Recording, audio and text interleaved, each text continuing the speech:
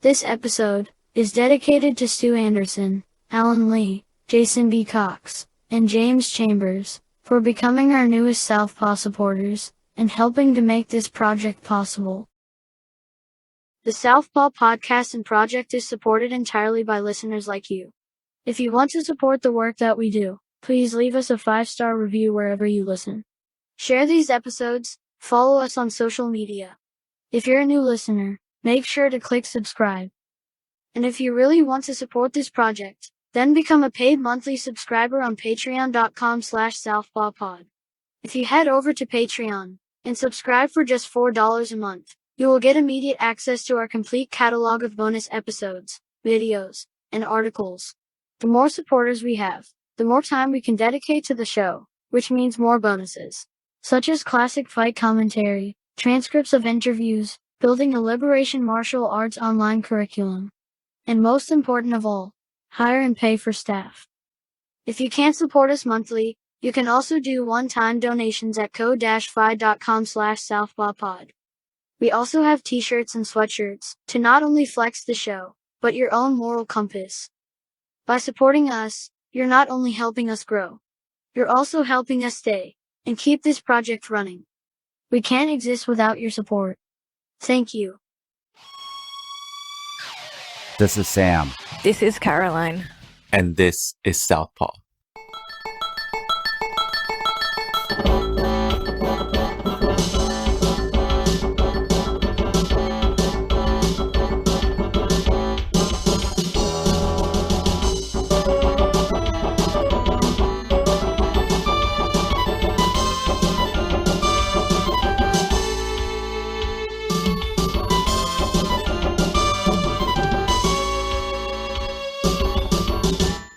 Today on Southpaw, we have writer and sex worker Caroline. Thank you for being on the show. Thanks for having me on. Since the topic for today's episode is sex work, can we start by having you explain to us what sex work is? Sure. Sex work basically is any job that involves the provision of sexual services.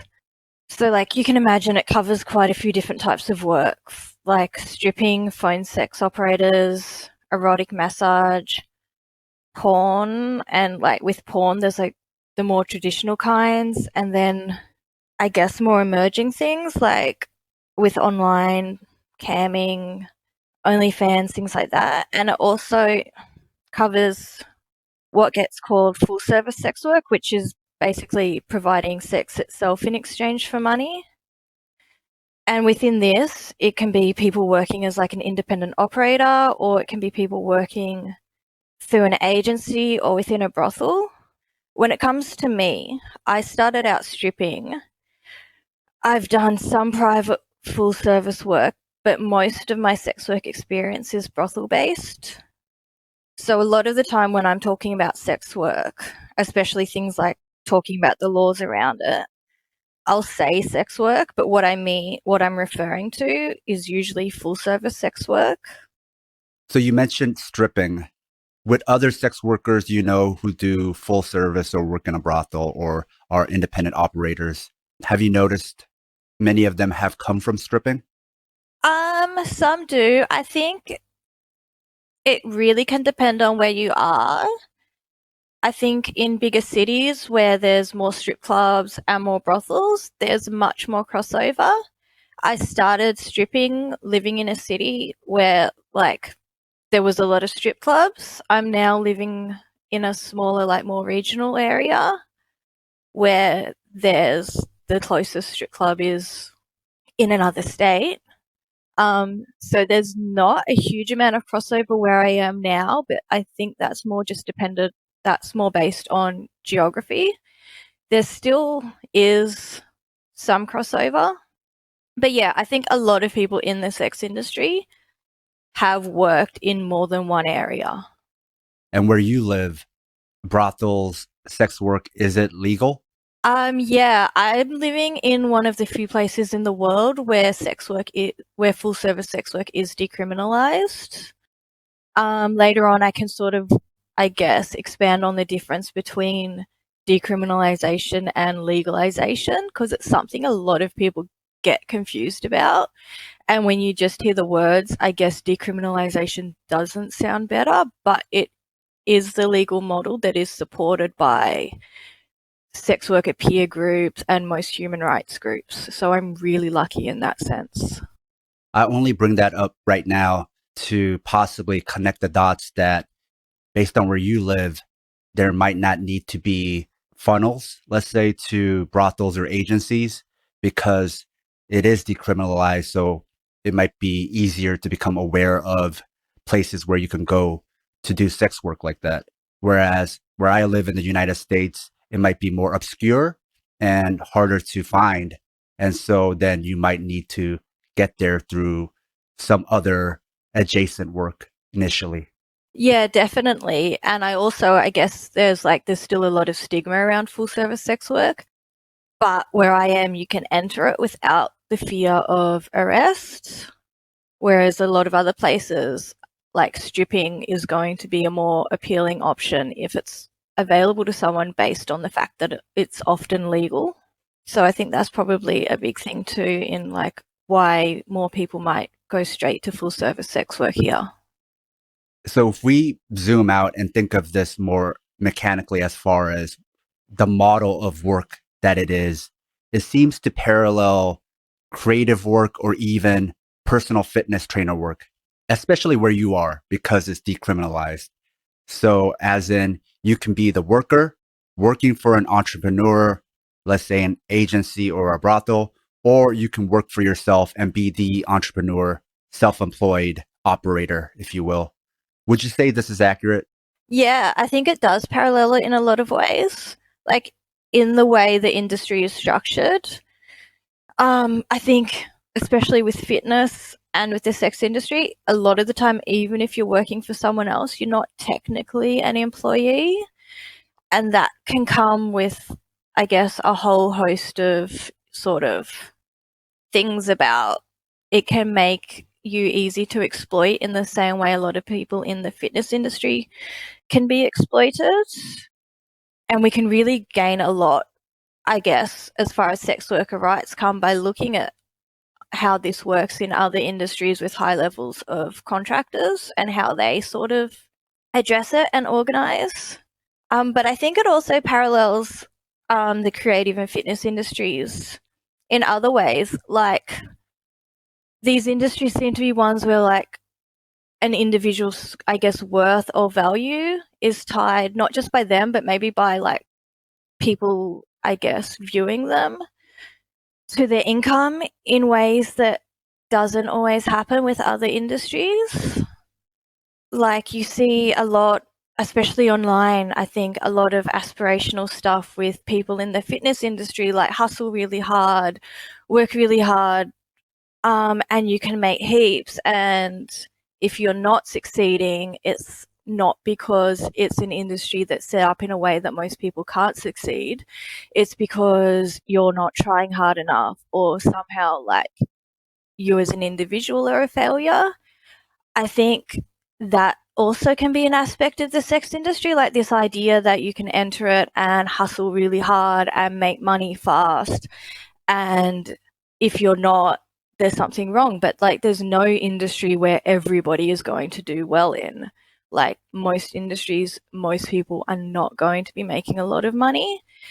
And there just seems to be a thing that in some industries we recognize that, in other industries, I guess, that are more competitive, that doesn't seem to be recognized as much. And it makes it, I think, harder for people to organize, for people to, I guess, I think it can make solidarity harder even in some ways, this idea that you yourself just have to work harder as opposed to you have to organize with other people in your position. And again, I think looking at other industries that have a similar structure is really, really useful for people in the sex industry when it comes to sort of organizing and looking at things that have worked and things that haven't worked. So bootstrapping and rugged individualism also exists in the sex work industry. Yes, and I think as much as I guess social media has helped us and helps us get our voices out, I think you also see some of that. Like, we have grifters, like there's people who will be online, and I don't know how long they worked in the sex industry for, but it will be like they'll basically have things where they'll offer to, I guess, coach people wanting to enter the sex industry, which of course can be a legitimate thing. Like, someone mentoring you can be a really good, useful thing. But when you've got people like asking huge amounts of money for services that are like sometimes downright bizarre, it's, I guess, really quite concerning. And I know it happens in a lot of industries. Like, it's the same with the fitness industry. There'll be people who'll be like, give me all this money and I'll coach you and you'll like quadruple your income. But I think when it happens in the sex industry, it's kind of, I guess, more insidious. Like, it's oftentimes preying on people who are really marginalized. And it can be bizarre things. I saw someone doing something. It was like, send her a photo of yourself and she'll basically Photoshop it to show you what plastic surgery you should have to be successful, which is, don't get plastic surgery hoping you're going to make heaps of money in the sex industry, because like, that's not a great idea. That's a big output that might not benefit you. And it's just, I've seen a growth in things like that that is quite worrying.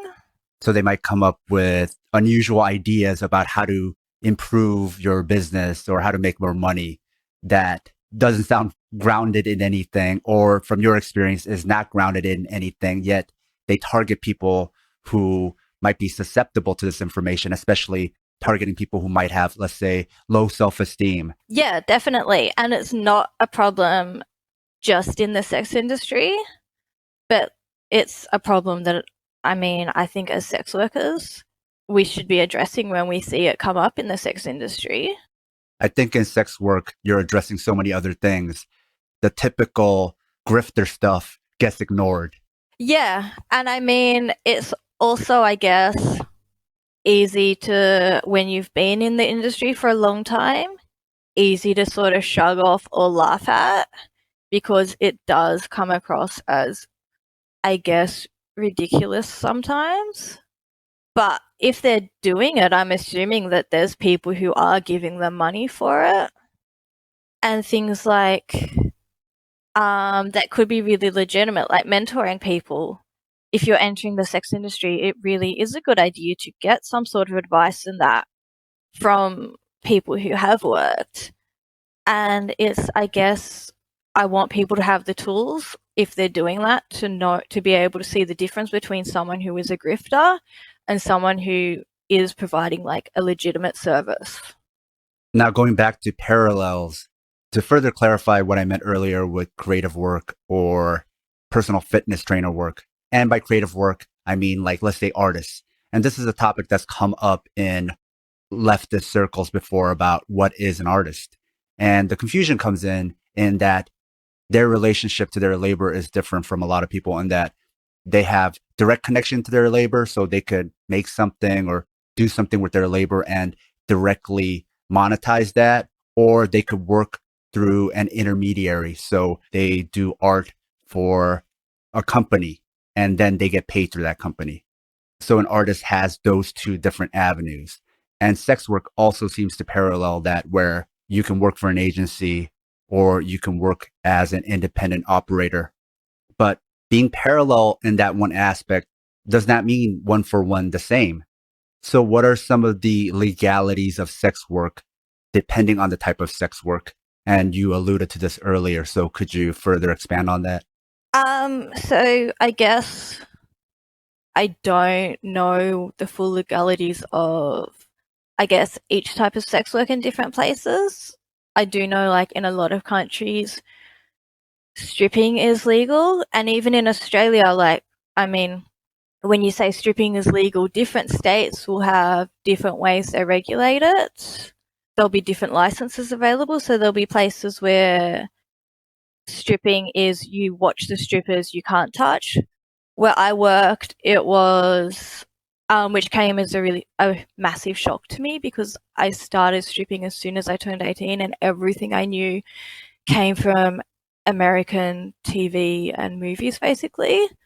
Where I worked, and I guess is a case in a lot of strip clubs in Australia, a private dance involves touching, not all parts of the body, but you're on their lap, they're touching you, which is, there's places where that wouldn't be legal. But even when it comes to full service sex work, there's different legal models.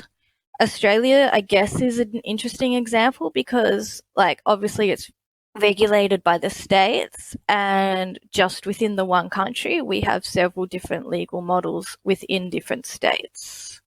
You were mentioning earlier about decriminalization versus legalization. Could you explain what that means for people who might not know what that means? Yeah, so basically legalization models legalize some sorts of sex work while anything that hasn't been legalized is still criminalized. So if I were to go a little bit further north, I would be in Queensland, where they have a licensing model where I could work legally, but if I didn't work within that model, I would be at risk of arrest. And they actually have a specific task force, like police task force, regulating that, who can do things like make bookings with sex workers to catch them out working outside of the law and arrest them. And it's things like if you're working privately, you can work on your own. You cannot work with another worker. If you do like a double booking together, you're at risk of arrest, which is like, why, who's that hurting? Why criminalize that? Things like if you don't use protection, you're at risk of arrest. And I think a lot of people sort of see that and think, okay, well, that's fair enough. People should be using protection. And like, obviously they should be. I want sex workers to work as safely as possible. If for some reason they're not, I don't want them to be arrested for that. And it sets up a thing where, like, I don't want police ringing up sex workers, making fake bookings with them, getting them to say they'll go without a condom so they can arrest them. That's just targeting a marginalized group of people. It's not based on wanting the best occupational health and safety for sex workers. That is purely based on wanting to target sex workers and wanting to punish sex workers. Whereas decriminalization, it decriminalizes sex work. It doesn't make it a free-for-all like a lot of people think. It makes us more like any other industry. We're still regulated, but we're regulated at a local government level, not by the police. And the reason why New South Wales decriminalised in the 90s was there was a royal commission into police corruption, and it unsurprisingly found that police were targeting sex workers. Sex workers were experiencing like violence at the hands of police, and the only way to stop this was to basically remove police from the equation. So I work in a licensed brothel. It's licensed by the local council. Each local council sets its own rules around it. Where I am, brothels have to be in industrial zones.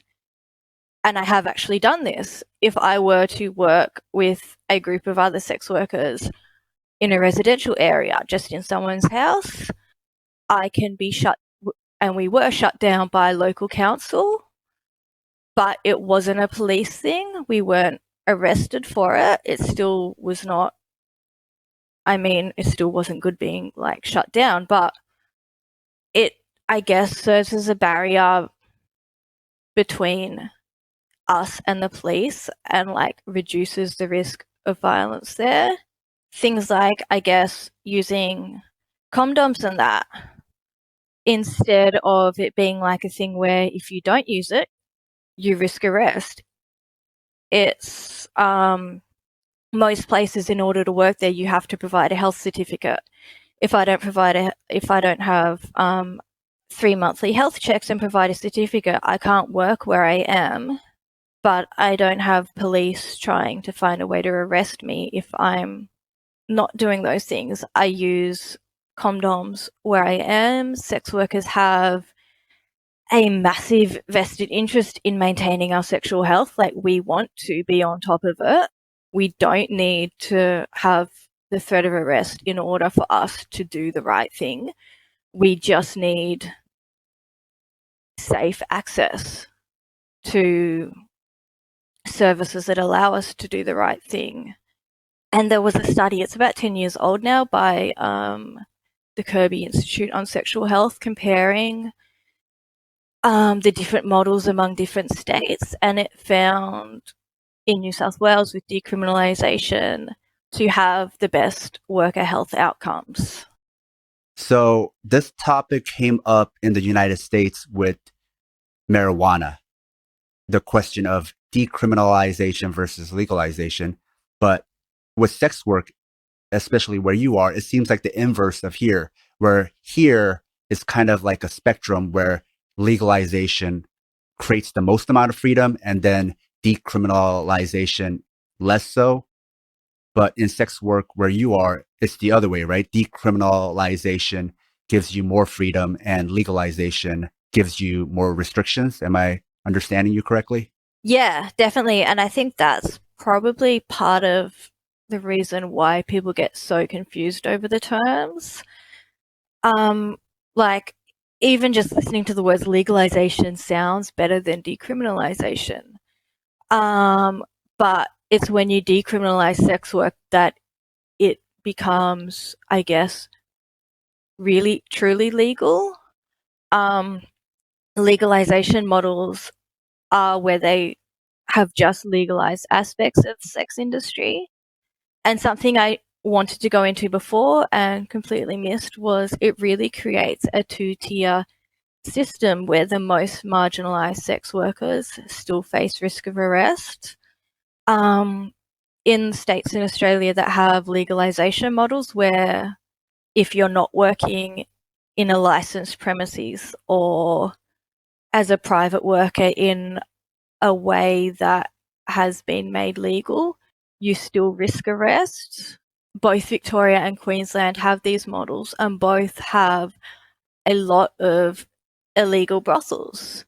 And of course, it's often the more marginalised sex workers working in the brothels that are still not run legally. So there's still people risking arrest, and the people still risking arrest are often the people who are already marginalised. So it sounds like decriminalization in this case is much more of a broad, general, blanket type of policy, whereas legalization is very specific. All of this is still not okay, but this specific thing is legal. If you do it this specific way, is legal. Yeah, that's sort of definitely how it is. Whereas decriminalization is, I guess, taking it out of criminal law and putting it into, I guess, civil law. And under the legalization model, if you're not working in an approved way, you do face a risk of arrest. Under decriminalization, if you're not working in an approved way, you face being shut down by the local council, basically. But you're not jailed or anything like that. Yeah, no. Although that said, like, there's still big problems. Like, I can sit here and say I'm not going to face arrest. I can't be locked up for being a sex worker. There's still immigration raids where sex workers are locked up in immigration detention. I don't think sitting here and going, yeah, but they're not being arrested and put in jail for being sex workers is like not the point. They are being locked up and they're being targeted because they're sex workers. Whether it's immigration detention or a prison is really besides the point. So it's still really not a perfect system. There's still loopholes. Yeah, there's still loopholes, and those loopholes will still be used to target marginalized people. So it sounds like there's a lot of interchange of these terms, and they're very loose terms where they're more like working definitions, as you pointed out. But in general, it seems like legalization is much more conditional. Decriminalization is less conditional. Yep. In hearing a little bit about your story, then, did sex work or thinking about your rights as a laborer, is this what got you into left wing politics, or did that start earlier or independently? I guess I grew up in a really left-wing home. So I guess I grew up having some sort of, I guess I grew up like with some understanding of like left-wing politics and that. But I think definitely was working in a strip club that really, I guess, cemented how I feel about industrial rights and probably, I guess, connected left-wing sort of ideas around labor to my own experiences. So you had theories before, and then once you were working, and especially in work that is much more contract work, so might not have the same protections as salaried work, you're like, oh, here's all the exploitation that I had previously thought about abstractly. Yeah, definitely. What are some of the things sex work advocates are fighting for? It can, I guess, change a lot based on where you are. In a lot of the world, people are fighting still to be able to work without the risk of arrest. And a lot of that is fighting to even be able to work safely and not have that used as evidence against them. In a lot of the US and also in one state in Australia where it's still criminalised, things like condoms can be used as evidence against sex workers.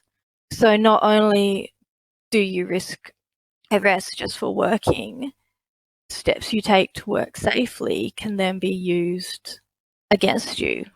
Speaking of that, what can be used against you? One of the things I've always thought was so immoral is when they have these undercover operations where a police officer might pretend to be a client, will have sex with the sex worker and then arrest them. And it very much resembles sexual assault because that is not what the sex worker consented to. They were consenting to work and you did something else. You betrayed that trust.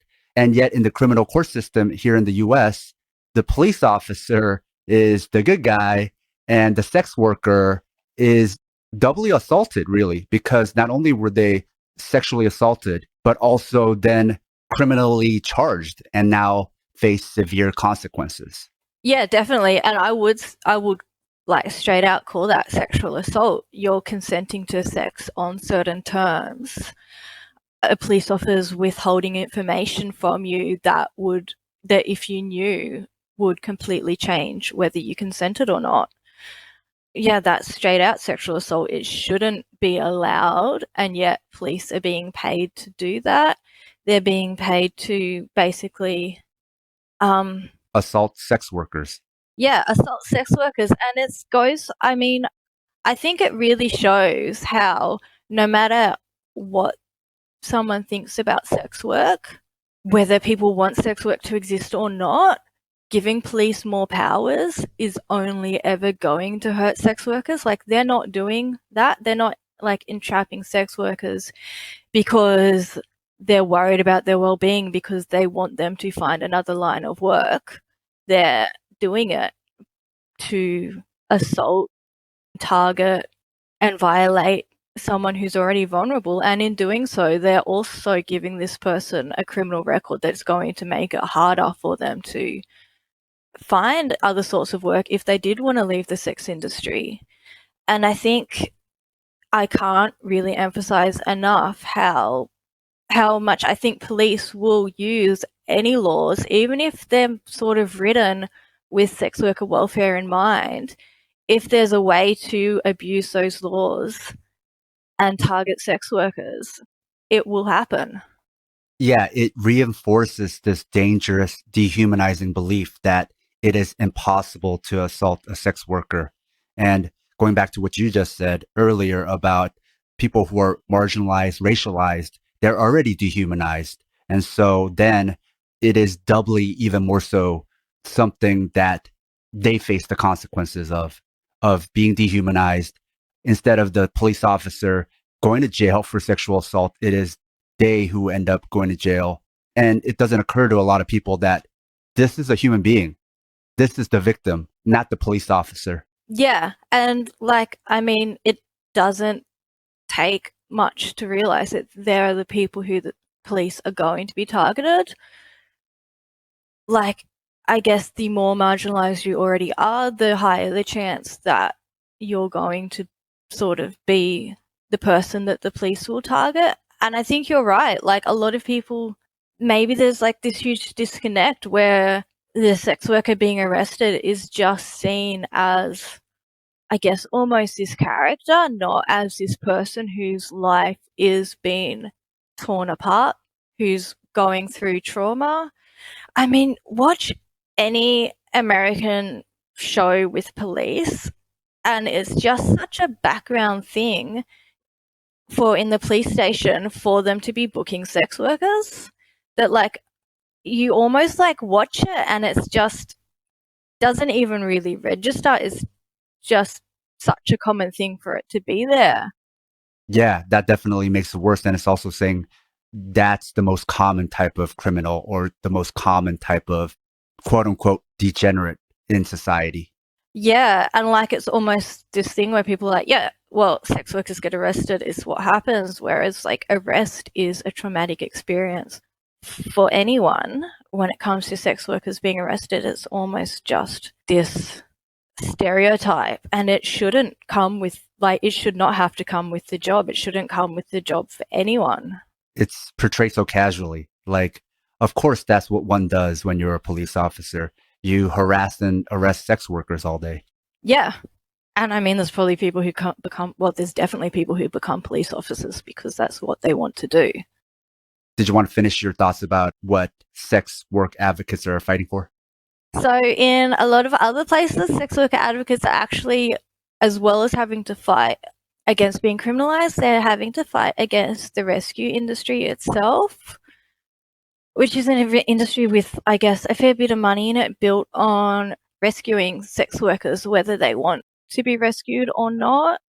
A lot of the times it's Westerners with, I guess, sometimes religious reasons for wanting to go into places and sort of save people who they don't agree with what they're doing.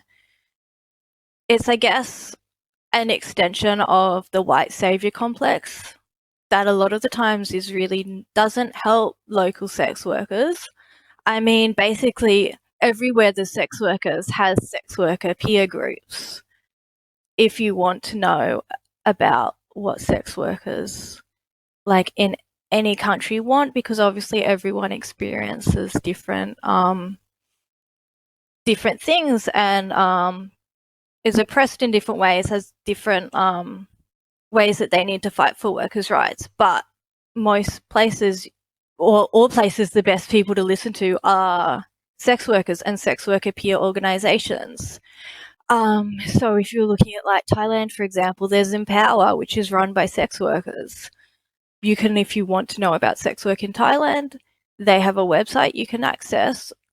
But a lot of people instead will be listening to, I guess, rescue industry groups who go in there with a preconceived notion of what's the best thing for sex workers without really listening to them.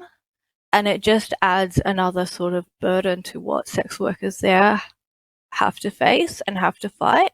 And then there's things like in New South Wales, where I am at the moment, there's a bill to add sex work to the Anti-Discrimination Act, which basically will make it, in theory at least, illegal to discriminate against sex workers when accessing housing, when applying for non-sex work jobs and things like that. And I mean, we all know that something being like it being illegal to discriminate against a group of people doesn't mean that they won't be discriminated against. But I mean, I guess it's at least acknowledgement that we are discriminated against and that it shouldn't be happening.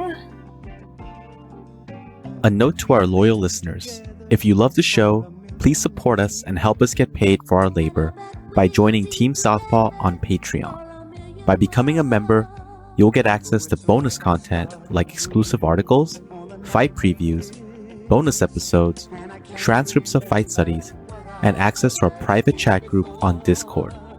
But more importantly, you will help us supplement the cost of the show, the incredible time and energy Sam and I put into making the show, and you'll be giving us some breathing room not only to juggle Southpaw with our day jobs, but also expand Southpaw into other areas. Show your Southpaw solidarity by supporting us at patreon.com/southpawpod. One that I find really interesting, and I've sort of on and off tried to keep up with what's happening in different countries, is sham contracting. And I guess how it's been fought in the courts in different countries, because like most of us are classed, if we're working for other people, we're classed as contractors. And for a lot of us, that means working under a sham contract. And that goes for strip clubs as well. So in the US, there's been quite a few cases where strippers have taken employers to court and challenged their status as a contractor and have been recognised as employees and being awarded back pay for wages that they were never paid. Because basically, in a brothel or a strip club, you don't have like a wage. You're paid a cut of each job, which as a contractor is how it works. But you're also a lot of the time expected to work a roster like an employee would, which means you can, and it happens, work entire shifts and not make any money. If you're working somewhere that charges a house fee, you can work entire shifts and end up with less money than you started with. And it probably happens more than people think. And in places that charge a house fee, you can end up with less money at the end of the shift than you started with.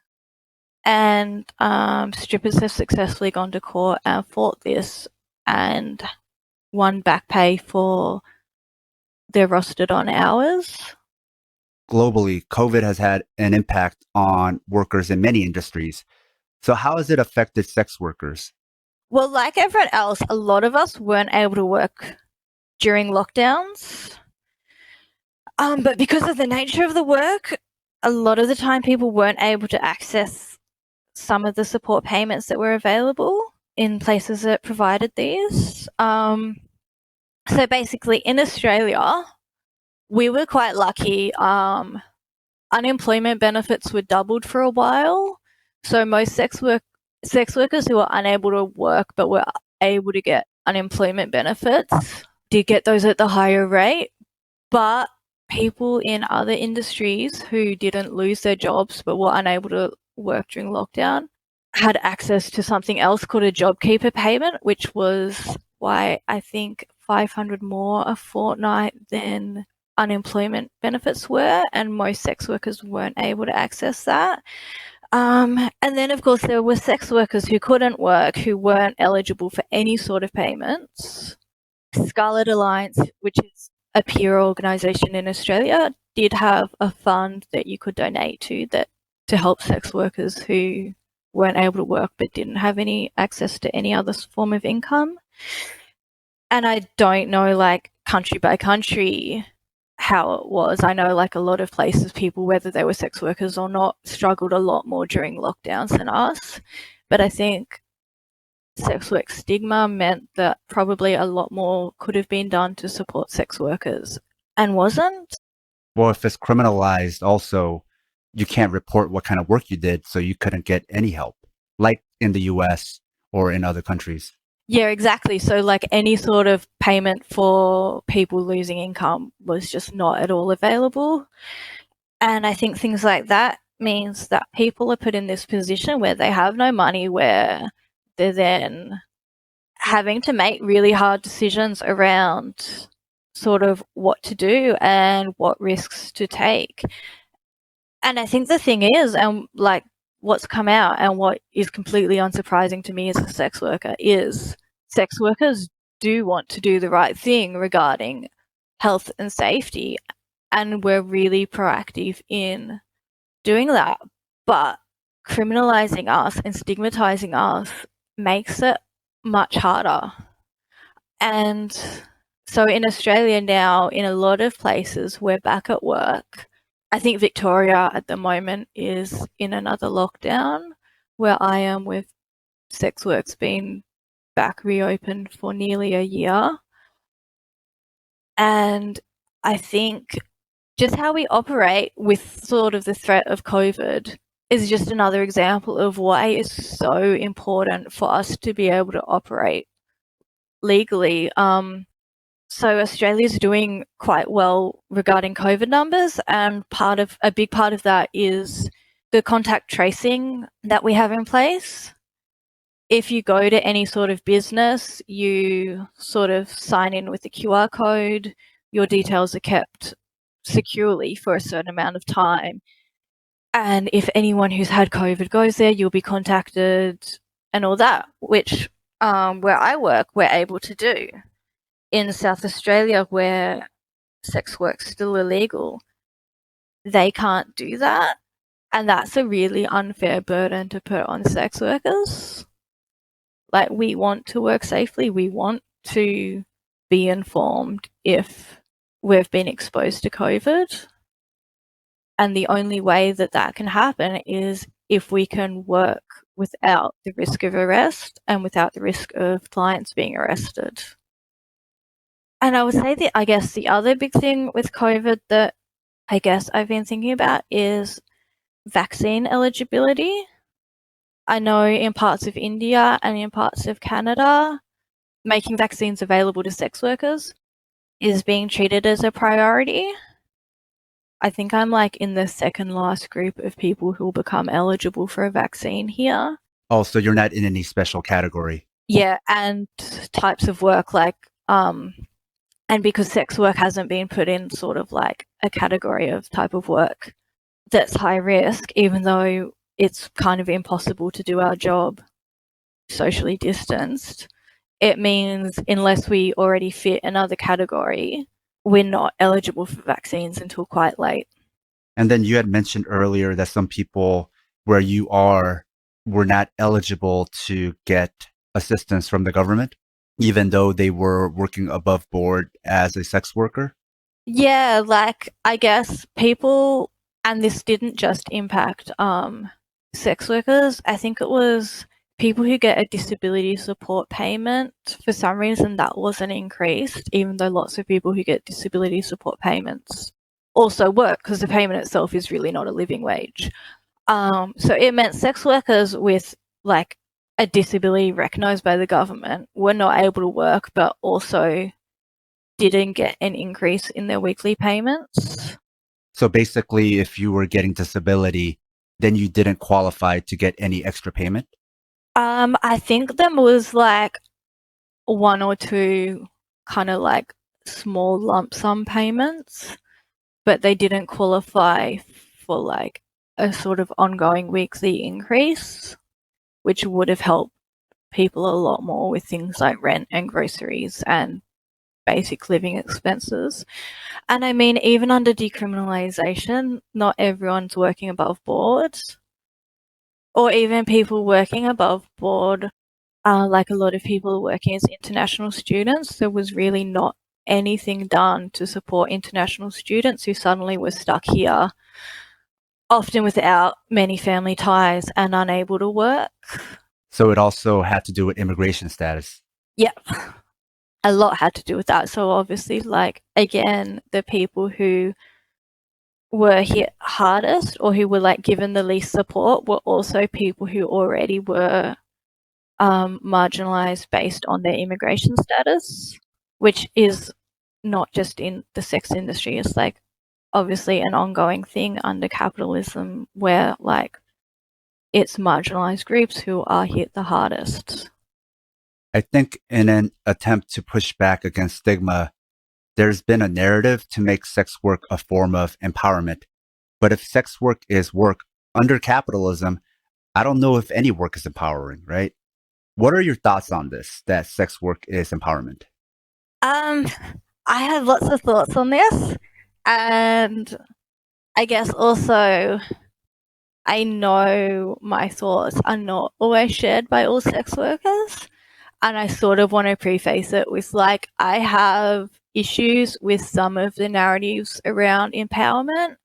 but I don't have issues with individual sex workers sort of saying they find the work empowering. I personally, I guess, based a lot also on my political views, is I wouldn't call it empowering itself. Because to me, for something to be empowering, there really has to be some sort of structural change. And sex work, I mean, gives me the ability to like pay my rent, gives me an ability to live in a way that I wouldn't otherwise be able to. It's not changing the material conditions that underpin my life or that underpins workers' lives. And I'm glad it's an option for me. Like, I do prefer being able to pay my rent and buy food. But then I look at it and I go, is that really what I want to call empowerment? And like, not even just in the sex industry, I think in general there seems to be a growing trend towards a really neoliberal definition of empowerment where sort of all the focus is on individual success, either financially or even just like how you feel about yourself. But who does that, I guess, really help? I definitely feel good when I've been broke, being able to have money. And I think there's times too where I've been like, yeah, it feels really empowering, like when I've not had money to actually have money.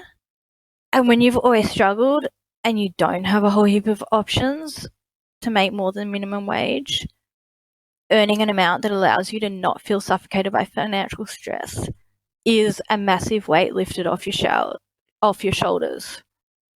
And I mean, I could call that empowerment, but it's not changing anything more than just my specific circumstances at this one time. I mean, you're still living in a society where you're having to sell your labor to meet needs that should be basic human rights, like housing, and in many cases, things like healthcare costs. And without sex work, I couldn't afford those things. But that doesn't mean I want my self-worth or how people value me to be tied to things like how much I can earn. And I guess I'm really uncomfortable with the sort of neoliberal empowerment measure of success for a lot of reasons. And part of it is life isn't a meritocracy. Career success is a lot of the time tied up with privilege. And even though the sex industry is a way for more marginalized people to make a living, it also doesn't exist in a vacuum. There's a lot of factors that play into how successful someone will be in the sex industry, which is not to say that you can't make a lot of money starting from nothing, but most people aren't going to get rich. Seems to me that neoliberal empowerment also is about making your job, not just sex work, but just work in general, your identity. What I mean by that is, let's say you go to a party, maybe I don't remember somebody's name, I don't remember a lot about them, but I'll remember what they do for a job, right? So I might ask, what's your name? It goes in one ear, out the other. Then I ask, what do you do? Then I'll remember this person as the doctor, as the accountant, as the lawyer. So we've already been pushed to see jobs as who we are rather than who we are as individuals or as human beings. So it seems like then empowerment is about like thinking of your identity as a sex worker and then using that to feel more empowered about yourself. Yeah, definitely. And I think with sex work, it comes with so many connotations, and a lot of them really negative connotations, that if you go to a party and you introduce yourself as a sex worker, that person that you're introducing yourself to is likely going to form a whole lot of opinions of you based on that. And even like sort of, I guess, a natural reaction to all the negative connotations is to embrace the positive and be like, no, I'm empowered. I'm an empowered sex worker. And some people that is what they've always wanted to do. But it's really pigeonholing you, putting you into a small box. Yeah, it is. It's giving you like two options where you're either like the disempowered sex worker or the super empowered sex worker, and there's not a lot of space for being the person who does sex work as a job but has a whole lot of other things about them too. And yeah, I think like what you said, like it really pigeonholes people a lot. And I mean, just to go back quickly to the neoliberal kind of empowerment, a lot of it's too, and it ties into what you just said, is really about changing your mindset. Like either sex work is degrading and awful or sex work is great and empowering. A binary. Yeah. And that doesn't leave a whole heap of space. That doesn't leave a whole heap of space for you as a person. Yeah. And it doesn't even leave like a lot of space for like your feelings to fluctuate. Like it's really weird. Like what other job does somebody either hate all the time or love all the time?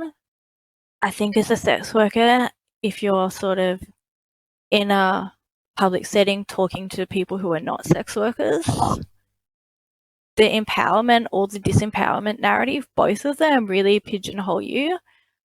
And they pigeonhole you, I guess, to make other people feel more comfortable.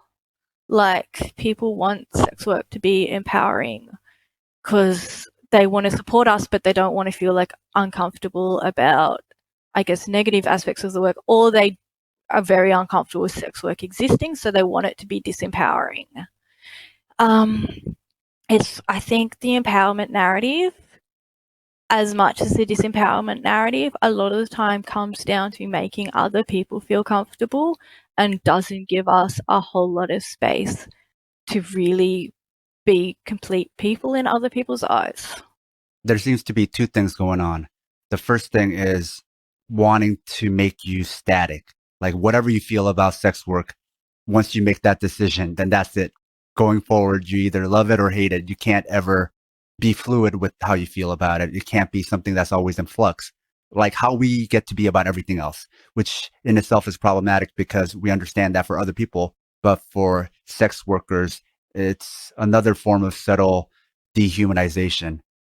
The second point then that you're explaining and describing is of seeing sex workers as a sympathetic character. Again, dehumanization, not as a person, but some kind of character, like a cancer patient. And I want to hear that you're doing okay, right? Oh, I got cancer, but I'm doing okay. I'm doing okay. Are you sure? I'm so sorry. No, I'm good. I'm good. Oh, okay. And having had people in my family who had cancer, so many of the times I had to make other people feel better about me dealing with people who were sick in my family. And they were turning it around and making it about them and making it about me having to use my emotional energy to make them feel better. And it seems like that is how they're seeing sex workers. And I think that's historic, like this idea of grouping quote unquote lepers, like if we're getting biblical or going into historic, especially Western civilization, this idea of lepers and quote unquote prostitutes. They were always lumped together, right? And in what you're describing, it makes sense because they're both seen as this type of being that makes me feel bad when I see them. So then I want to know that they're permanently okay. They're permanently happy with things, or it's the other way. And it adds to my cynicism, and that's done. You've reinforced my view of the world that the world is shit. And none of this leaves room for you to be a person. You're just characters in my mind. You're characters in my story, right? And it's really about me. I'm the subject. I have subjectivity. You're an object. I observe you and I project things onto you, and I want you to reinforce it.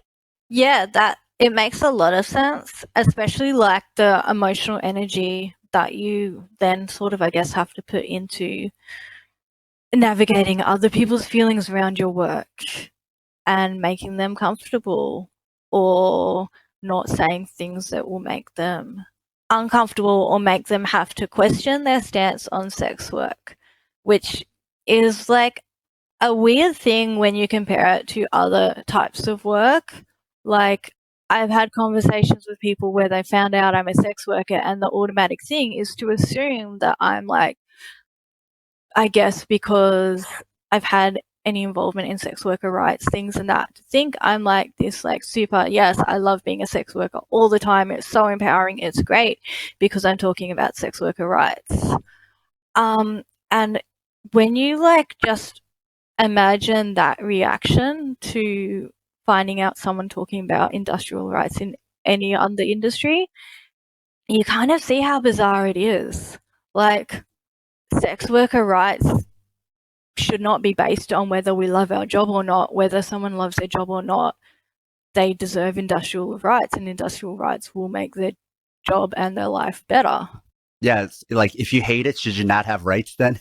Yeah, it's definitely sort of that. And it's like, you even get it from people who have socialist leanings, who have an understanding, will be like, oh, I can support sex worker rights if they really want to do it, but I'm not comfortable with people doing it just because they have to. Seems like a lot of people bring their own baggage to this. Yeah, completely. And I think that baggage really gets pushed onto the narratives that we're expected to tell, and the narratives that we're sort of told you're allowed to have this narrative or that narrative, because they're the ones that we can understand without having to really question ourselves. But I want to bring this up when talking about, I guess, empowerment, is I don't think that, I guess, under capitalism, any sort of work, or almost any sort of work, can be inherently empowering. I think as sex workers, we're automatically politicized, like our existence is politicized. And not only that, a lot of us also have other identities that are politicized. And I think I don't want people to think I'm saying that sex workers can't do empowering things, or that as sex workers we shouldn't sort of celebrate our existence and be proud and be like, I am an unapologetic sex worker. I think you can be that and also be aware and, I guess, critical of work under capitalism. It kind of relates to the conversation I recently had with Dr. Jennifer McLaren about female athletes in the UFC. So female combat sports athletes, and this question of actually empowerment, this idea of women being able to beat men in a fight or in Brazilian Jiu-Jitsu, why that captivates people. And she said, the fact that it's just so novel to begin with, that you think that's empowering, is in itself a problem. Because why is it so novel? Why is this such a thing for you? So then what is your default? What is your starting view of these women, or of women in general? And because she's a critical feminist scholar, she's not just talking specifically about combat sports workers or women in the UFC, but she's just speaking broadly about how empowerment is often just a code word for finding things very novel and bizarre. Well, you get a look at that. I had this idea, and then it's this other way, right?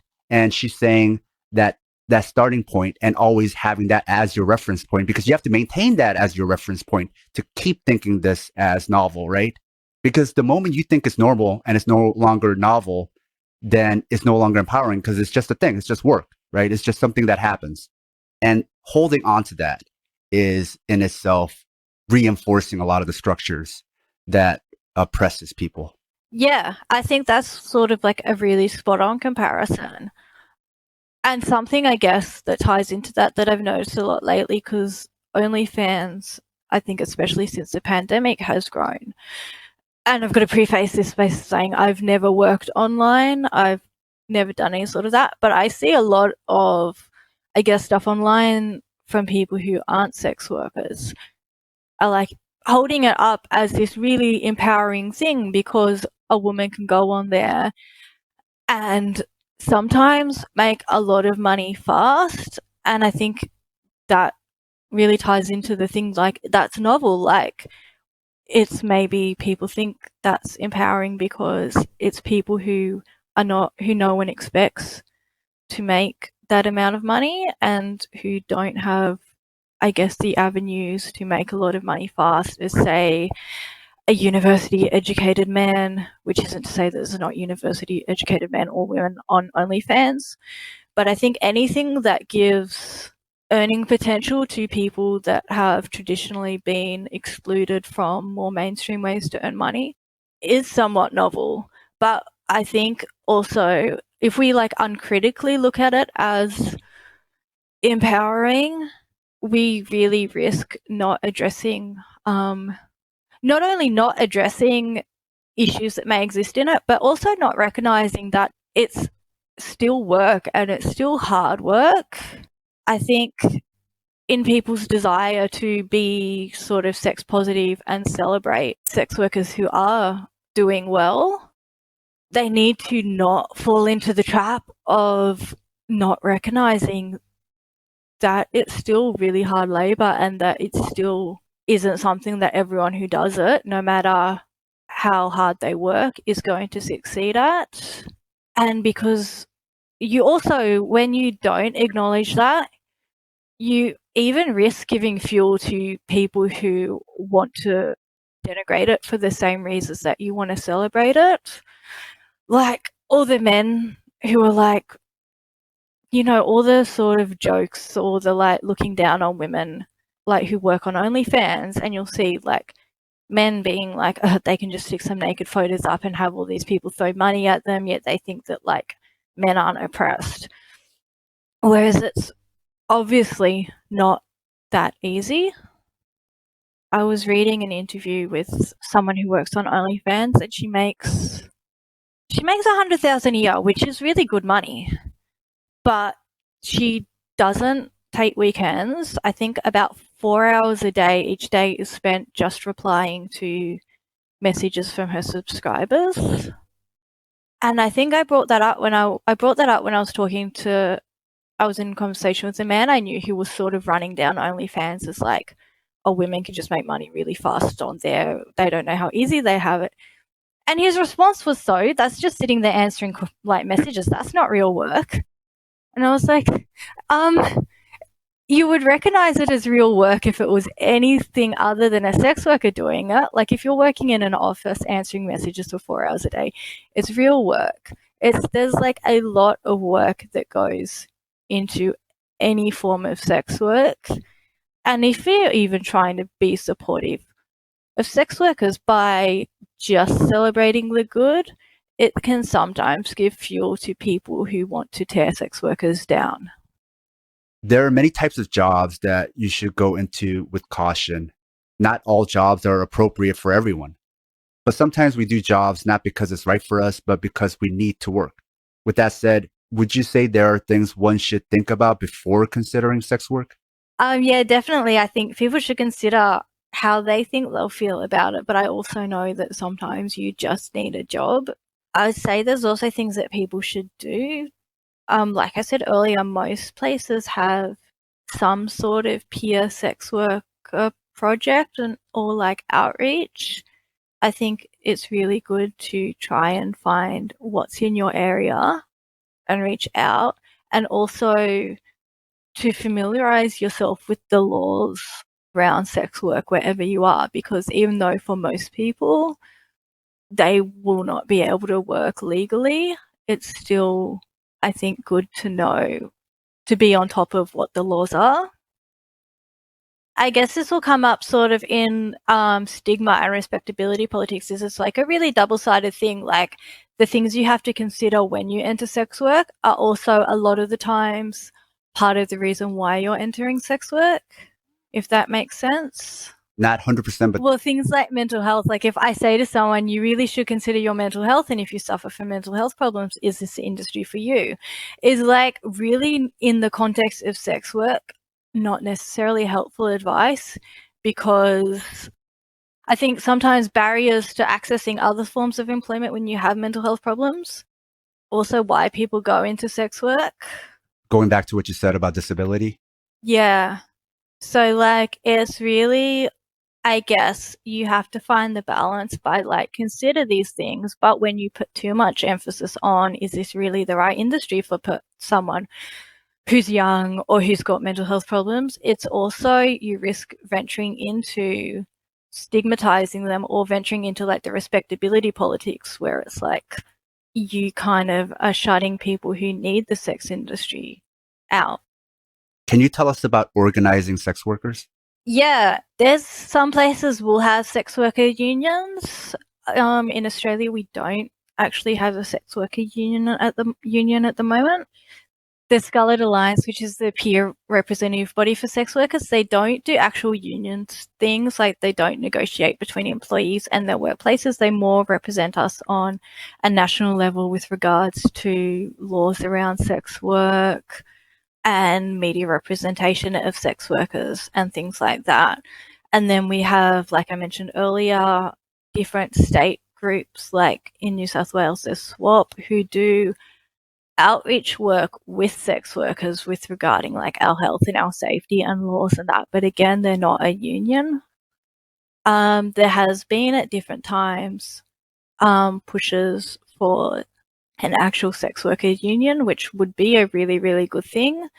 But for multiple reasons, some similar to the reasons why it's getting harder and harder to unionize in other industries, and some, I guess, specific to the sex industry, it's not something that has happened yet. And it's something that I think can only happen with a lot of like hard work and difficulty. But that does need to happen. Is there an intersection of feminism and sex work?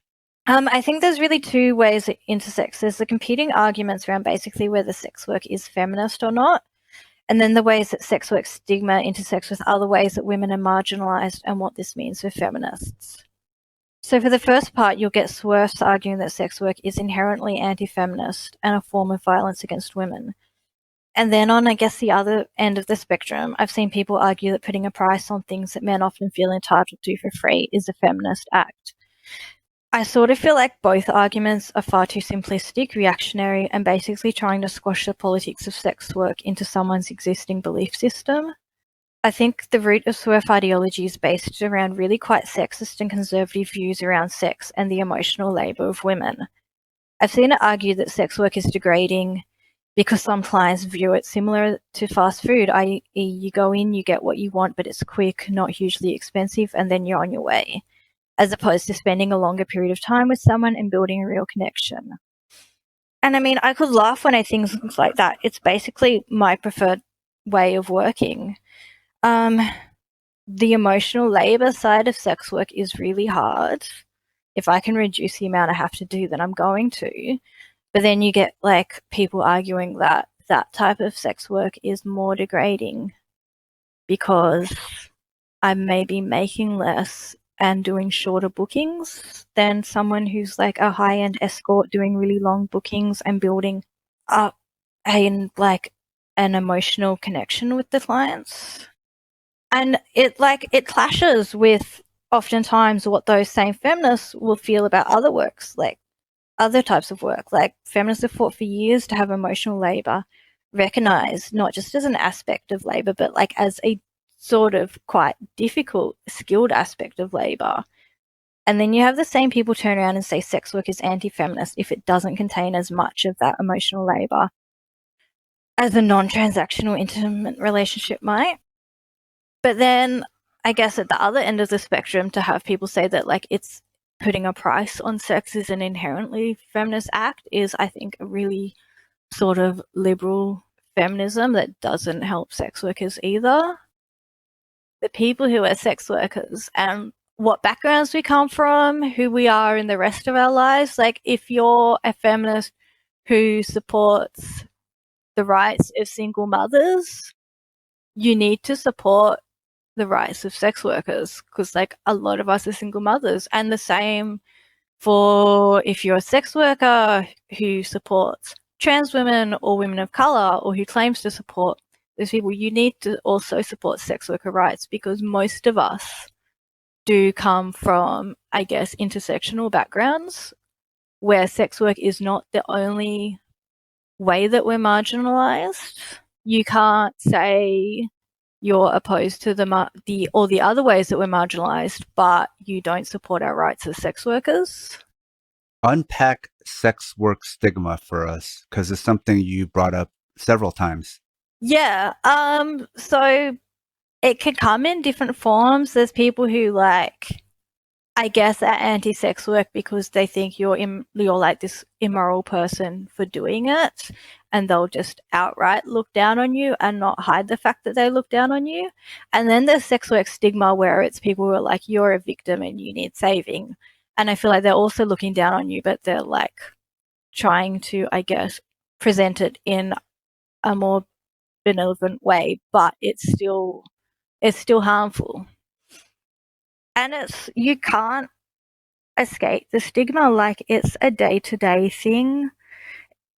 Even just like with deciding who to tell or what to tell people, it's like a big thing. Like, it can be really, really isolating as a sex worker when like meeting people, forming friendships with people outside of sex work, because you either tell them that you're a sex worker and risk stigma, or you lie to them and are sort of constantly worried about being caught out. And I think that's where the barriers that it sort of creates come in. And even in like New South Wales, where it's decriminalised, I was just reading a study where stigma was one of the big barriers preventing sex workers in Sydney from accessing adequate sort of health services, or from either reporting exploitative workplaces or reporting crimes committed against them. And people will bring up negative mental health among sex workers as an argument against sex work existing. But then, like most studies on it, will link a lot of the like negative mental health outcomes among sex workers to stigma. And if you're arguing that the sex industry shouldn't exist, and that's like you're arguing against sex workers, you're increasing that stigma. How about how sex workers are portrayed in popular media, or maybe how they're not portrayed and made not visible? How does that add to the stigma? I think how we're portrayed in popular media is really just almost always just like one of a few sort of really two-dimensional stereotypes. And I think I keep going back to the thing where we're either given the narrative of really empowered, of basically just being tragedy porn.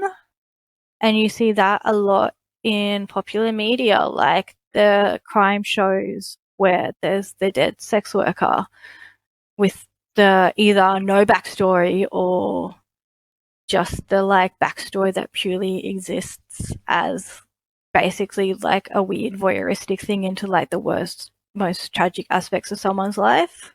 Or you have things that show like, you know, sex workers who are making heaps of money and living this glamorous life. There's really, really no space ever given to all of the in-between. We're rarely portrayed as like complete characters, or more like these two-dimensional plot devices. And I guess that happens, like popular media does rely on stereotypes. But when you're stereotyping an already marginalized group who doesn't have the same platforms or visibility as maybe people in other industries, you're risking doing a lot of damage, because people are watching popular media and basing their views on sex workers on what they see in fictional things.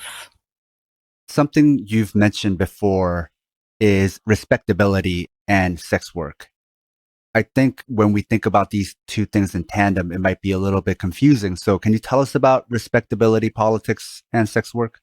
Yeah, like I guess it's respectability politics exists as a problem in sex work like it does in, I guess, most marginalized communities, where some people, in trying to fight the stigma they face, perpetuate the stigma or try to separate themselves from the people within the group who they see as representing what they think are the undesirable elements that they don't want to be associated with.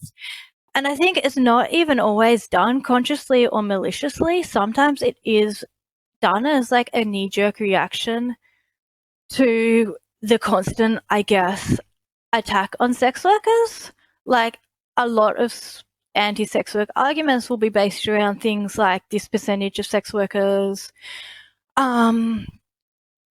drug users, or this percentage have experienced domestic abuse, or this percentage experienced child sexual abuse, and they'll use that as like arguments against sex work. And I think if you're being bombarded with that while you're trying to say, like, hang on, I want to be able to work safely, it can be like a really sort of knee-jerk thing to go, hey, hang on, I didn't experience child sexual abuse. Not all of us were abused as children. Some of us want to be sex workers.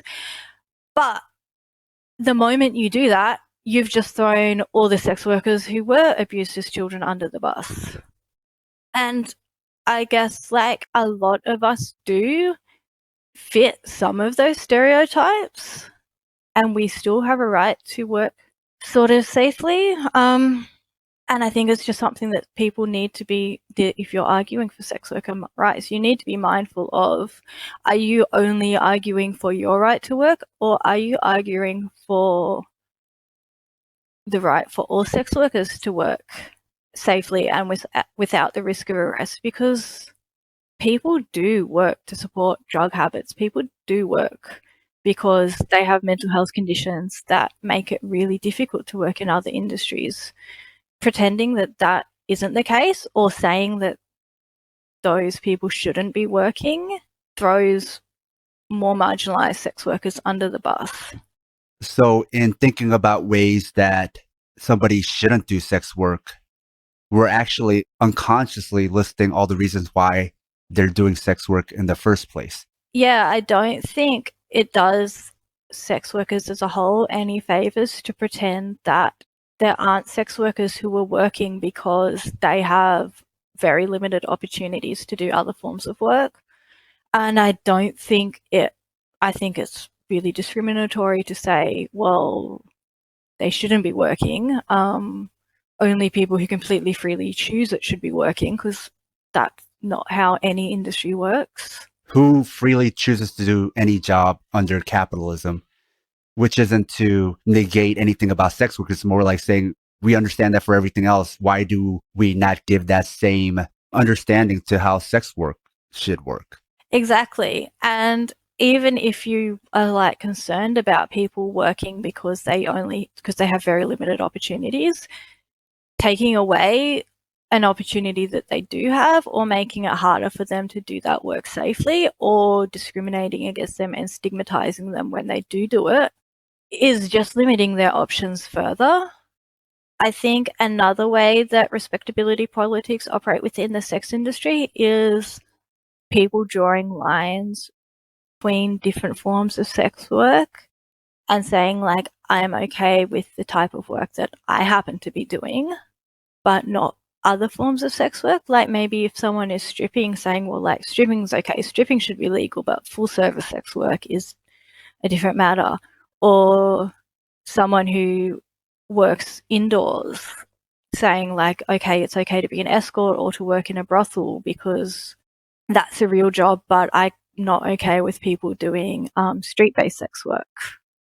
And like always, respectability politics lets down the people who are the more marginalized within those communities. That's basically a general problem with respectability politics as a whole, right?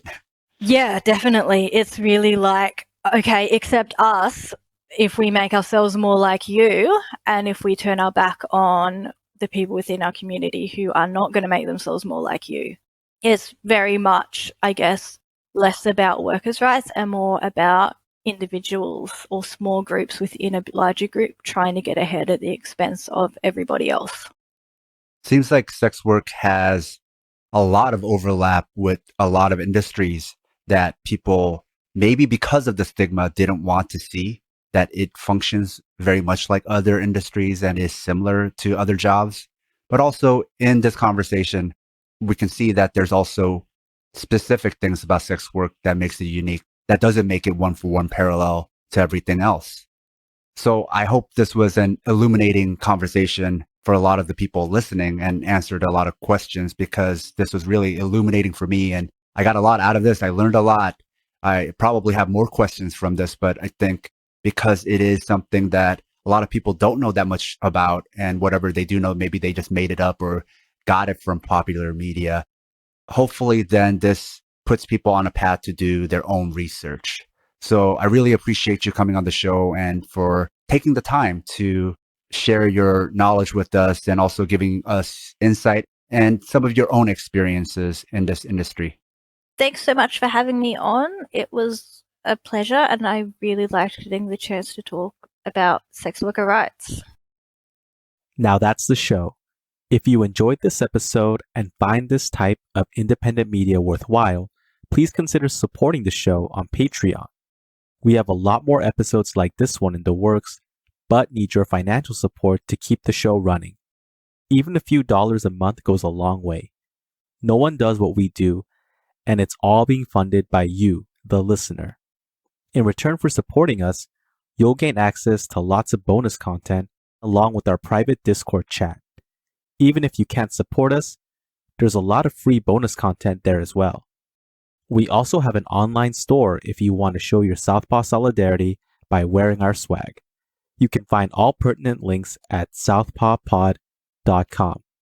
And if you can't afford to support the show and still want to help, please leave us a 5-star review wherever you listen.